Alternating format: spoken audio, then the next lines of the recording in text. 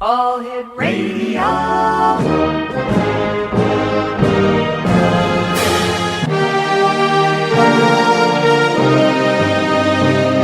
Welcome to the X Zone, a place where fact is fiction and fiction is reality. Now, here's your host, Rob McConnell.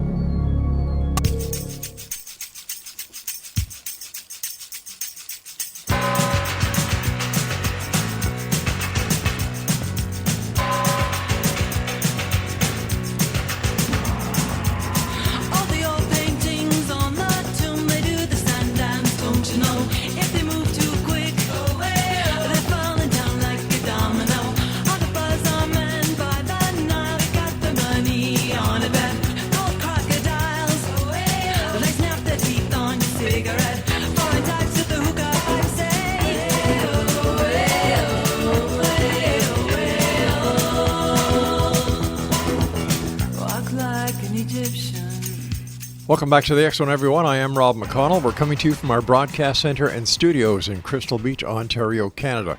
If you'd like to send me an email, xzone@xzoneradiotv.com, on all social media sites, Xzone Radio TV. And if you'd like to find out about the programming we have available for you, 7/24/365 on the X Zone Broadcast Network, visit xzbn.net. For the broadcasting that we have on Simul TV, on the X Zone TV channel, visit simultv.com. Now, for those of you who may not know this is the X Zone, a place where people dare to believe and dare to be heard. It's a place where fact is fiction and fiction is reality, and the X Zone comes to you Monday through Friday from 10 p.m. Eastern until 2 a.m. Eastern, right here on the Talkstar Radio Network, Mutual Broadcast Network, and Talkstar Radio Network. Okay. Now, once again, if you'd like to send me an email, xzone@xzoneradiotv.com. X-Zone Nation, my first guest tonight is Leon Bibi. And Leon attended high school in Riverdale, New York at the prestigious Riverdale Country School. He went to college at Washington University in St. Louis and law school at the University of Miami. Leon was CEO of his father's lighting business for 22 years and a member of the Young Presidents Organization for 17 years.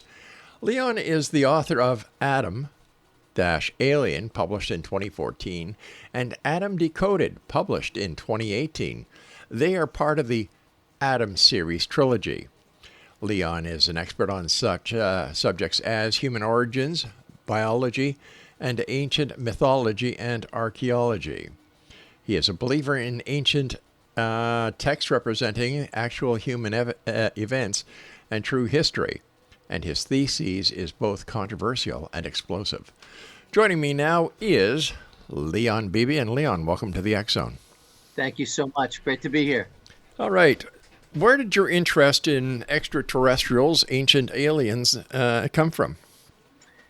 You know, it was interesting. I have two brothers. My older brother saw a UFO, and I had never seen a UFO or believed in UFOs. Mm-hmm. Saw a UFO in the 1980s, told me it was hovering over a highway in New York, 400 feet long, triangular shape.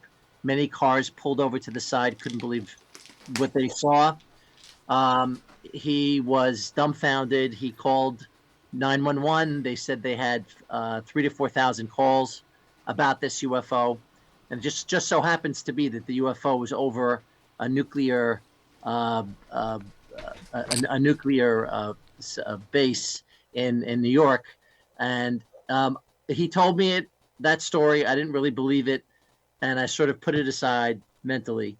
Mm-hmm. Then my younger brother then was in the Hamptons in New York on Long Island and told me he saw 5 burning, spinning UFOs over the Atlantic Ocean, zipping around and fading in and out. And so after that, which was about 1991, I said, I really ought to look into this. Okay, so what steps did you take in looking into the UFOs and sightings past and present? I first started reading tons of books about UFOs. Stanton Friedman, who recently passed away a few years ago, was one of my favorite authors. He's nuclear physicist. He's from New Jersey, and he really dug deep into the NSA, CIA, through Freedom of Information Act at the Library of Congress, and he would sit and read memorandum and documents from MJ12, Majestic 12, which was a group of 12 scientists But wasn't during but, the Eisenhower. But wasn't MJ12 proved to be a hoax? I don't think it is a hoax. I've heard that before. I don't think it was. Why don't you think it was? Have you ever seen the actual documents, or have you just seen the photocopies and the pictures like everyone else has? I've seen just the photocopy. Just read them. Yeah. I haven't seen the actual documents. No. So what makes you think it's legitimate? Just the depth of information, the dates, the corresponding dates to the crashes, in Roswell, Corona. The information, certainly the appendix that talks about, what to do with extraterrestrial craft. That really got me interested. I thought that was authentic. Okay. So what was the first UFO case that you investigated or researched? It definitely was Roswell. I looked into Roswell pretty heavily. I would say second degree. Second degree persons that were involved at Roswell, either a son, a daughter, read testimony, a lot of Stanton's work based on Roswell, and just Freedom of Information Act documents, related to Roswell, reading about the Eisenhower papers, and anything I can get my hands on about it. And I really, really felt that, the information, especially the memo that was shown in the hands of Ramey, that photograph, an enlarged photograph, the memo, talking about a saucer that had landed and bodies found in the ship. I thought that was the smoking gun. But nobody's ever been able to read that entire memo because it is totally distorted. Yeah. It is a bit distorted. I don't know what you've seen or heard, but it is a bit distorted. In my first book, sure, I understand that because Kevin Randall, who writes books and does actual on-site research, has a show on this network, and I've talked to Kevin off-air about this, and he said nobody can read it. A lot of supposition is put into the Roswell case. Now, have you yourself actually gone to Roswell and investigated on scene? No. No, Okay. So what makes you think, besides the Remy memo that no one can read, that there was actually a crash UFO in Roswell and that there were life aboard it that have been since then carted off to, some people say Area 51, some say Wright-Patterson Air Force Base. So what do you think really happened there? I think there was an absolutely crash. I mean, I've got in my first book, Adam Equals Alien, copies of memos dated July 8th, 1947, confirming the following: a disc was recovered near Roswell, New Mexico. Victims of the crash were forwarded to Fort Worth, Texas. CIC teams would send PR of weather balloons. Right. There's another memo dated. No. Let's just take that memo you read. It says a saucer craft. Am I correct? It says a disc. Okay, a disc. But it doesn't say it was from another planet. And it doesn't say that the occupants were of extraterrestrial origin, does it? No. So once again, we're supposing and adding suppositions to a hypothesis without any actual fact. What about the theory that, or what many people believe, that it wasn't actually a UFO that crashed? It was part of an atmospheric, or what was it called? Weather balloon? Not a weather balloon. It was a high stratosphere balloon that was used to detect nuclear blasts or nuclear detonations across across the horizon in Russia. Yeah. I don't know. The photograph doesn't depict that. It doesn't at all. The photograph looks to me to be certainly not that. And if it were that, it would be 80 to 90 feet in length. Yeah. Are you talking about the photograph where Jesse Marcel is on his knee holding what looks to be aluminum foil? Yes. Okay. All right, listen, you and I have to take our first break. Please stand by. And X Zone Nation, our guest this hour is Leon Bibi. We're talking about aliens. We're talking about UFOs. We're talking about ancient aliens. And we'll both be back on the other side of this message that's coming up shortly. A little bit of housework. Don't forget, the X Chronicles newspaper is available to one and all with our compliments at xchroniclesnewspaper.com. The X Zone directory of Who's Who is going to be released just in time for Christmas. And one more thing, right, Craig? If you'd like to watch the X Zone TV channel, it's exclusive to Simul TV, 724, 365 programming on the paranormal, parapsychology, UFOs, ghosts, hauntings, and things that go bump in the night. Everything that we talk about here on the show.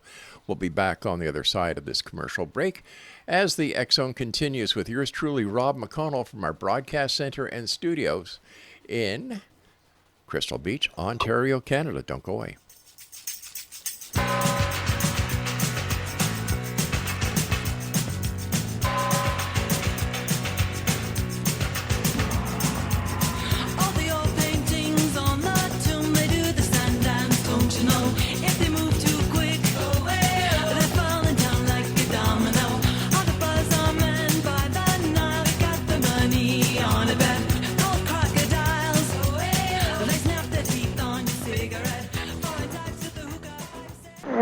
Emergency.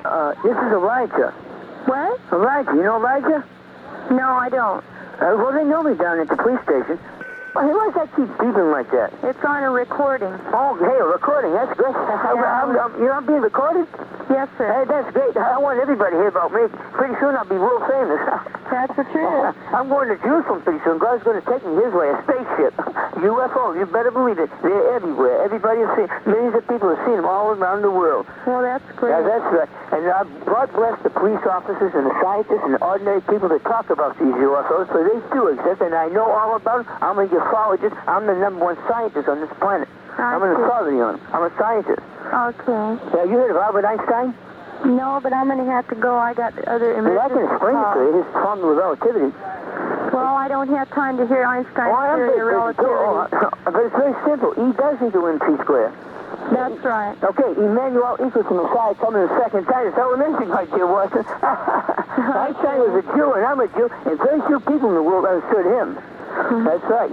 I'm an engineer, I'm an electrician, a plumber, everything. I can do anything. Well, that's wonderful. And I'm the world's greatest entertainer. Well, I'm worth about $50 million a year. Elijah, I got to go now. Okay. God bless you. Bye-bye. Bye-bye.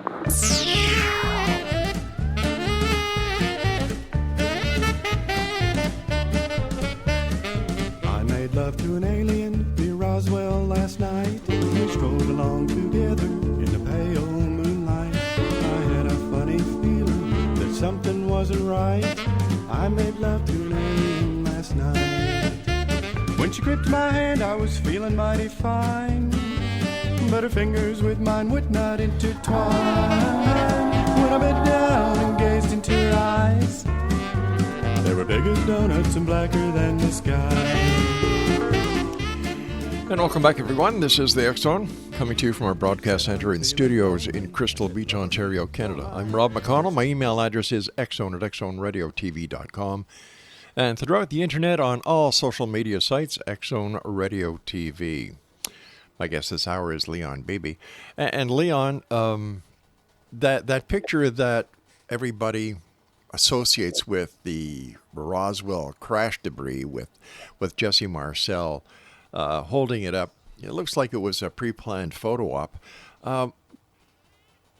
What do you think about the fact that Jesse Marcel, after he went to Mark Brazel's farm and retrieved crash debris, took it into his custody, and instead of going right back to the base, he decided to go home, wake up his wife and son, brought this evidence into the house, let his son play with it, and then took it to the airbase.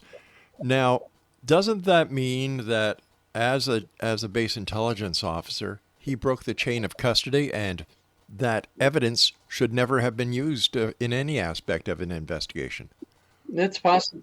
Yeah, I mean, it's a good point. That's a definitely good Yeah. point. I did read that, and I did recognize that may have been certainly against protocol. Yes, definitely. So doesn't that kind of taint the entire story of Roswell? Basically, that if the key factor, or one of the key persons or factor in this investigation, screwed it up, tainted the chain of evidence, that anything that was retrieved by Jesse Marcel could not be used in any way. And yet here you have a person who is sworn to secrecy as an officer in the intelligence division, who makes a big publicity stunt out of the whole thing. You see, I've got a lot of questions about Roswell. A lot of questions. It doesn't make sense. I'm certainly not an expert, Yeah. Rob, on Roswell. I didn't write 3 books about Roswell. You just asked me which was my first case. All right. That I read it. So what did you write 3 books about?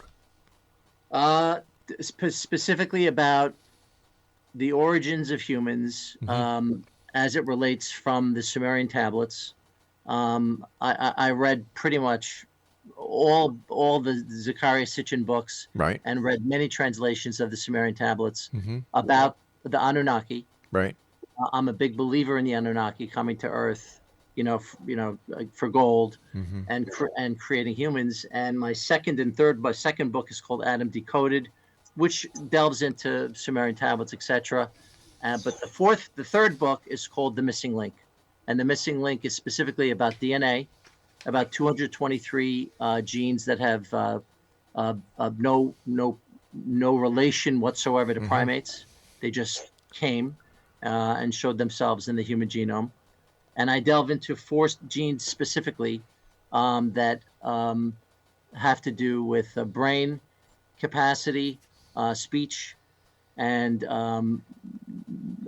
neurology, and could not have adapted via mutation through the normal Darwinian process of evolution. Right. So there must have been some sort of intervention with extraterrestrials and humans. How did you do your research on this hypothesis that your book is based on? A lot of information via genes, about these genes specifically. I've interviewed geneticists from New Jersey, Princeton, University of Chicago, Northwestern, and UCLA. Wow. I've gotten some information back from them. Some just don't really don't know about these 4 genes. They're sort of called pseudogenes, but if you look into them carefully, look at how they're how they're created and what they produce, and how they affect the human body, via intelligence or speech, or anything that separates us pretty much from primates. A lot of these geneticists just don't know where they came from. Specifically, chromosome 2. They call it chromosome 2, is a gene that just nobody understands, and they're just not aware of any typical formulation from a primate, Cro-Magnon primate, Right. mutating over hundreds of thousands or millions of years, into Homo sapiens sapien. They just cannot figure out how this gene became itself, and proteins were created, and so they just call it a pseudogene. Wow. So when we're looking at the missing link, do you think that the missing link is the Anunnaki? I do. I think the missing link is extraterrestrial intervention. Darwin himself admitted holes in his hypothesis, and there's no fossil evidence to show the transformation from a primate to a human. None. So because of this lack of evidence, fossil evidence, therein became the missing link. And so I believe, and several other people believe that, the missing link is a manipulation or an intervention by extraterrestrials. I believe it's the Anunnaki, but it could have been via many different types of extraterrestrials over, millions of years, hundreds of thousands to millions of years, in the human genome, to tweak it for their own purposes. Why did the Anunnaki come here? Why did they manipulate human DNA? Why did they enslave DNA? And what did they need the gold for? Yeah, so Nibiru, which is the planet where they're from. Planet X? Planet X, exactly. Way past Pluto. Zips into our solar system every 3,600 years. Basically was becoming irradiated, and they were losing their ozone layer, and they were dying. And so they needed something that could shield back the heat of it's a binary sun system. So they had a sun way past Pluto, but they were getting irradiated from the sun, and they needed some metal that could be malleable and thin enough to explode into the atmosphere and create a pseudo ozone layer and keep back this heat and radiation and ultraviolet rays. So why did they pick Earth? There's no other planet in the solar system closer to Planet X that they could have mined for the gold? What's funny? There's a lot of gold in the asteroid belt, apparently. In reading about this in the Sumerian tablets, and there's a phenomenal depiction of their voyage from Nibiru, Planet X, to Earth, around the asteroid belt. But yes, there's plenty of gold in the asteroid belt. But they couldn't mine it because they were in little chunks. It was very difficult to mine. Plus, apparently, some of their ships were getting destroyed trying to navigate through the asteroid belt. Interesting. Yeah, go ahead. So they found Earth, that Earth had gold, and they had sent an expedition initially there. He confirmed, the Anunnaki confirmed that there was gold there, and then 200 members Anunnaki came to Earth, and then they started their operations in South Africa, and then moved to Middle East, and then from Middle East to South America. Wherever they found, were able to find gold, they started to mine it. And apparently the Ajiji, who were their miners, I guess you'd say, workers, revolted and did not want to. It was hard work. All right, stand by. We've got to take a break here. When we come back, more about Anunnaki mining procedures. This is the X Zone. I am Rob McConnell. Leon Bibi is our guest. And if you'd like to find out more about Leon, or if you'd like to buy his books, visit Amazon.com. We'll be back on the other side of this news break. Whatever you do, don't go away. And I was feeling mighty fine, but her fingers with mine would not intertwine. When I bent down and gazed into her eyes, they were big as donuts and blacker than the sky.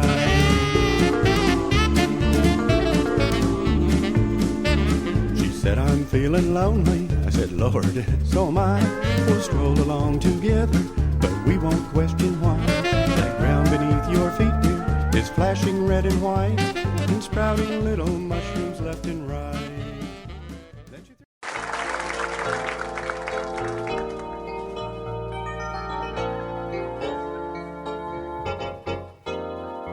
Well, I just got back from Roswell, where the aliens have been.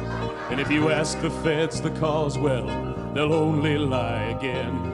Now I'm hunted by the gumshoes, and I'm wanted by the cops, 'cause they think that I might be the guy making circles in the crops. And I know that there's a conspiracy from the voices in my head.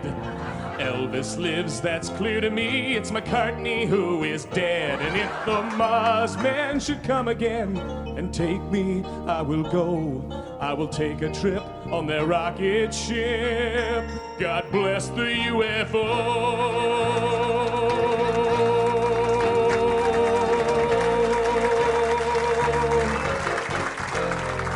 Give JFK this message. It's the Cuban Army's fault. And I know that Dave Koresh is alive inside a vault. We've seen reports in papers of a guy who knows about a car that runs on chewing gum, but the Arabs rubbed him out. And we loudly warn that America is badly unprepared. With the Cold War through, we need something new that can get you good and scared. Do you wonder just who is warning you of conspiracies today? We're the ones who fill the rumor mill. We are the CIA. And welcome back, everyone. Leon Bibi is our guest this hour. He is the author of several books. It's a trilogy, and if you go to Amazon.com or Amazon.ca and type in his name, Leonbibi, into the top search engine, you'll be able to buy his books right then and there. Where did the, I understand that the Anunnaki were talked about or written about in the Sumerian text. Zechariah Sitchin introduced them to the world. But is there any other statement or any other historical reference that the Anunnaki were in fact real and that the Anunnaki did in fact come from another planet? Besides the Sumerian tablets, Yeah. there were depictions of the Anunnaki in Egypt on,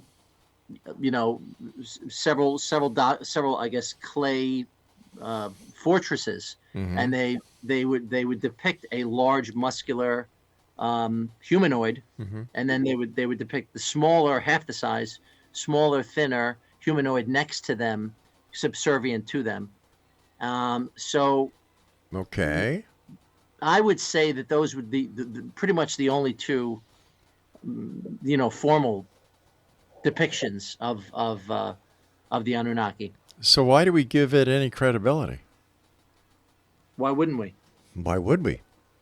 It's not as if it's been recorded or there's been other evidence found to support the Sumerian text claim. How do we know it just isn't a story that was made up? It predates the Bible, the Old Testament. That's not what I'm asking you. I'm not bringing the Bible into this.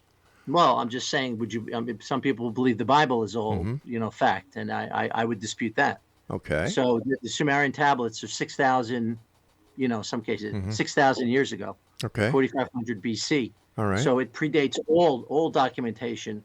As long as it's translated correctly, it predates all documentation. So I would argue that that's probably the most credible, information available to human society. But once again, have you actually read the exact? Yes, I have. All 6,000 pages? Or I'm sorry, no, 6,000 years ago. There's 300,000 tablets. And you've read them all? I've read several. I would say probably, they're translatable into several books. Right. And there's been, linguists from the University of Pennsylvania, Samuel Kramer, who translated, 50,000 tablets, and pretty much the tablets speak to the Anunnaki having existed, being real, coming to Earth for gold, creating humans for as to be slave labor because of the Igigi going against and just avoiding the work of digging up the gold. And I think that Zechariah Sitchin is he's a maverick in what he created and unearthed, and I think he should be as important as some of the most prestigious researchers / philosophers out there. Why, if the Anunnaki were so smart that they could actually develop space flight Why would they have to come to Earth to get gold? Why couldn't they use some other material? And my question is, why couldn't they mine it from the asteroid belt? Why would this civilization come here and basically enslave us? Yeah, they didn't really enslave. Well, they created us, so I wouldn't say enslave us. They created us to become slaves. Yes, I'm very happy they did. Why? Because without that, we wouldn't be here. How do you know that? I'll give you a little data. Homo habilis, 2.2 million years to 1.6 million years. You can check this. Yeah. Had a brain capacity of 750 milliliters. Okay. Homo erectus, 1.6 million to 400,000 years, had a brain capacity of 900 milliliters. So for 1.2 million years, the brain enlarged from 750 to 900 milliliters. That's 16%. Okay.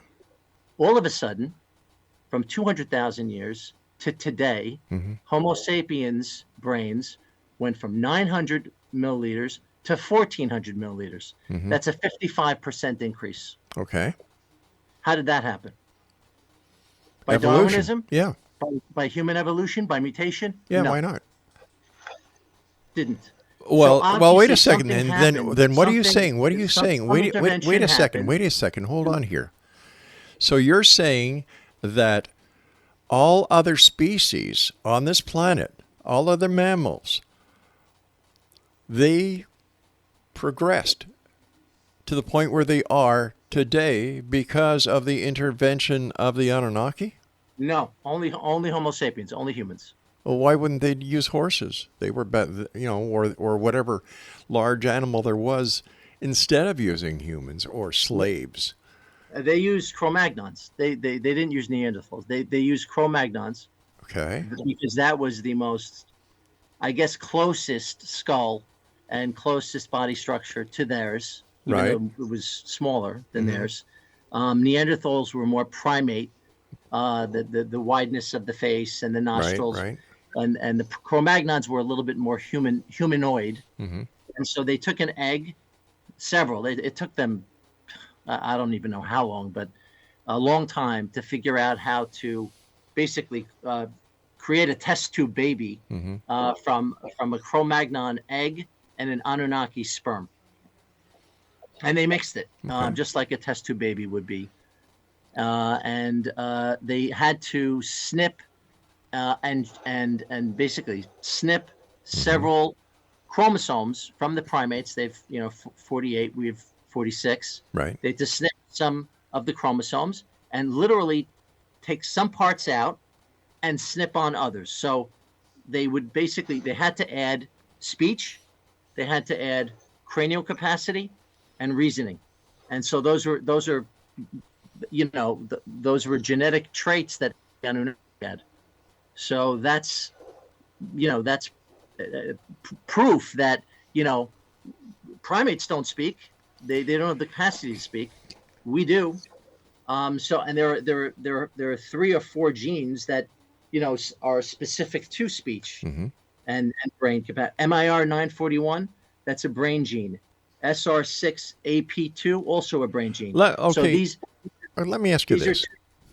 Let's say 5 years from now, or even next month, science makes a startling discovery. They find the missing link. It has nothing to do with the Anunnaki. It has nothing to do with Planet X. It has nothing to do with extraterrestrials. What then?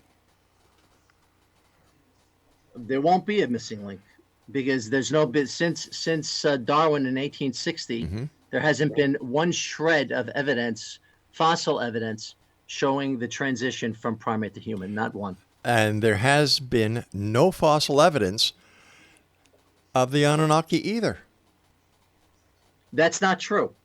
There is fossil evidence of the Anunnaki. Where? And there are skulls of the Anunnaki that were found in Peru. Oh, so you're talking about you're talking about the elongated skulls. Yes. That have been proven to be abandoned. No, not true. All right, you're a believer. You're a believer. Heavy duty. Heavy duty. But your belief is based on no fact. It's all theory. No. Yeah. All right, stand by. We've got to take our final break for this segment. This is the everybody. And as you know, we're always searching for answers, but demanding the proof. Send me your email. Are you a skeptic or a believer? Exxon at exxonradiotv.com. We'll continue on the other side of this break as we wrap up this hour here in the X Zone from our broadcast center and studios in Crystal Beach, Ontario, Canada. Don't go away. Out in the field, farmers grew bread and called for the meat. They took for the shed, then dark came to fall. Silence was all, a beauty shone bright, surrounded by light. Come on now, I fell in love with the Nelly. I fell in love with the eyes. I fell in love with the Nelly. I'm telling you, no disguise. I'm in love with the Nelly. I'm in love with the eyes. I'm in love with the Nelly.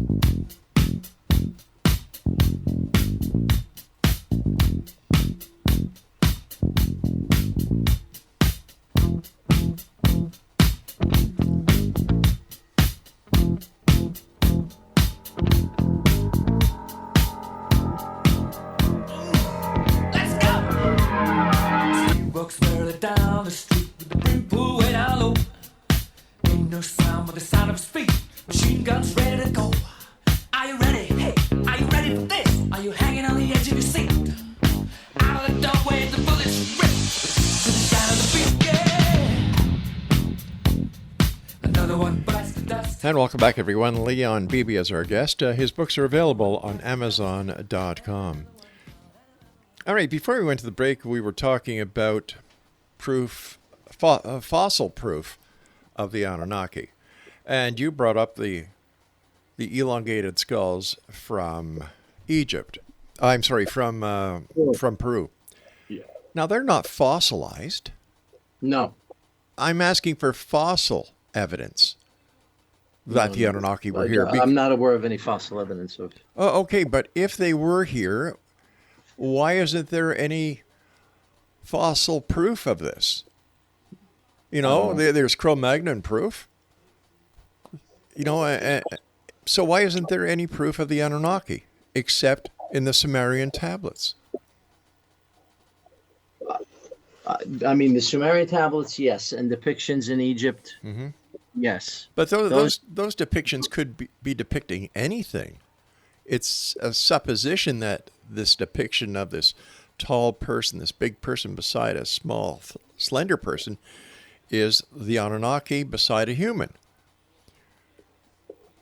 But does it say anywhere? With a wristwatch holding a bag, I don't know. It seems to me too far-fetched to be just a depiction of any human. How do we know it's a wristwatch? Come on. What else would it be? Well, a bracelet. The Egyptians used to wear bracelets. Doesn't look like a bracelet. Well, there's many kinds of bracelets. You know, but to once me, it looks like again, a watch of some sort, communication device. that's because you're a believer. Yeah. At the end of the day, what difference will it make to society, to the listeners of this show who have to get up tomorrow morning, go to work to pay their bills, if the Anunnaki were real or not? Listen, I'm a believer that Darwinism is not true. No, answer my question. Answer my question. Your question is whether or not it's important for your listeners to believe in Anunnaki For or not? society in general, how will this enrich us? How will this feed the poor, feed the hungry? How will this help with the climate situation that we're in? Has nothing to do with that. That's right. So why should we care? I care. I think you should care where you're from and the truth of evolution, and that it's not from Darwinism or mutation or survival of the fittest, Right. that humans did not evolve from monkeys Okay. only, and that your listeners should be aware that there's information, genetic information, that proves that there are 223 genes that just have no predecessors, that couldn't have just shown up. There had to have been some event. But what about what about the listeners who believe in the Bible that God created the heavens and the earth? Nowhere in there is the Anunnaki mentioned, the Nephilim are mentioned, but nowhere is it in the Bible is, the Anunnaki mentioned. And as far as it is. The Old Testament, the Anakim is mentioned 168 times. That doesn't mean Anunnaki. Anakim does mean Anunnaki. It's plural for Anunnaki. And you know that. Where did you get this information? It's from the Old Testament. No, but where did you get the translation? The Sefer Torah, which is the original translation in Hebrew. And it actually says Anunnaki. It says Anakim. But Anakim. Does it say... It's a plural for Anunnaki. All right. Let's go in a different direction here. How come many people believe in Planet X? Of course, they believe in the Anunnaki as well, I would imagine. But the greatest scientists in the world, as well as those who watch the skies at night, have never seen any proof of Planet X. I'm not so sure it's in our solar system right now. Well, that's... it whips around every 3,600 years. I'm not sure how far out it is. I don't know. So we don't know if Planet X really does exist, number one, right? Because of its orbital path. The Wall Street Journal in 1986, the New York Times in 1997, both talked about Planet X in detail. As a matter of fact, I've snips of those articles in my books. So that's not true. But once again, it was unsubstantiated by scientific proof by any Planet evidence. X, and it's twice the size of Earth, and they know that it's... How do they know? They've never seen it. It's never been tracked. No, I don't know about that. Well, if NASA would have this other planet that is supposed to be so big, wouldn't we know about it? Or is this like not always, because NASA is really not going to always tell you what they know. So you're also into the government conspiracies. Oh, yeah, 100%. Yes. Uh-huh. That's what I do. That's why I'm here. I like to, like you're digging, I like to dig too. Okay, and I dig into the facts, and I do believe that everything we hear on the radio and everything we hear from the governments is not always true.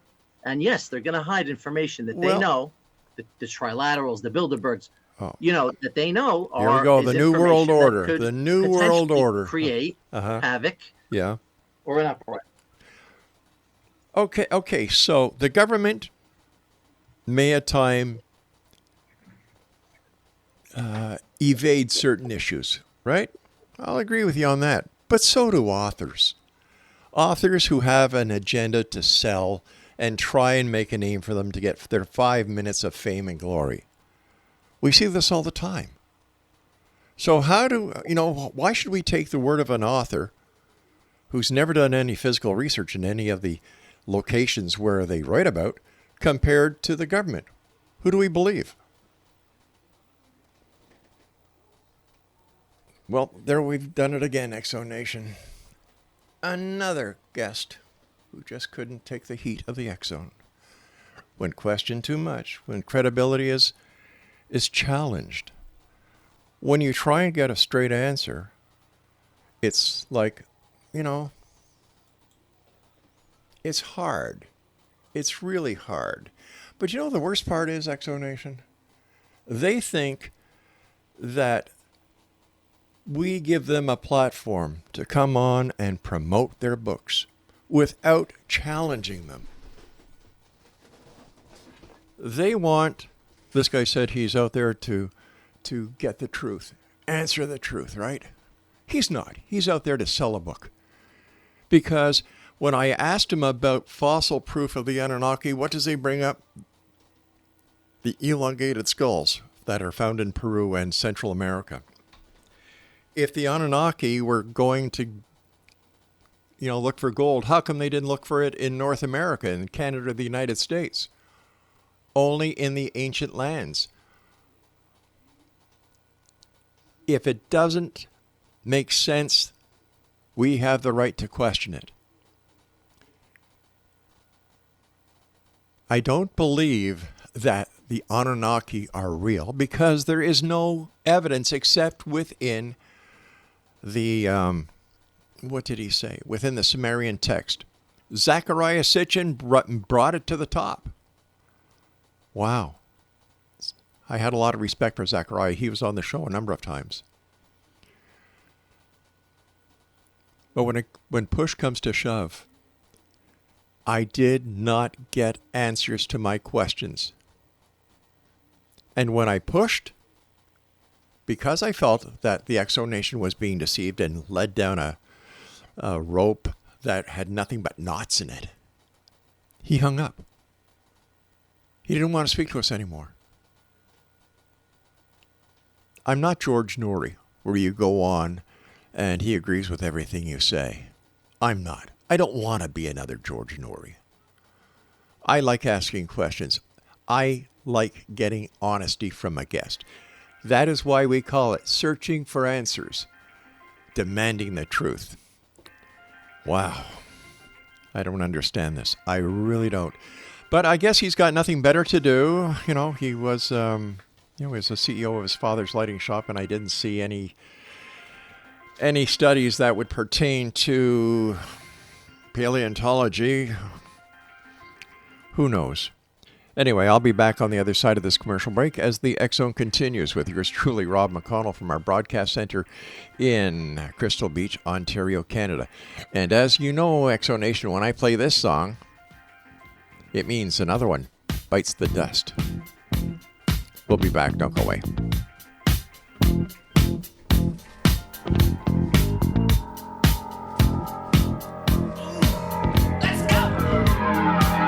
Walks further down the street with the brim pulled way down low. Ain't no sound but the sound of his feet. Machine guns ready to go.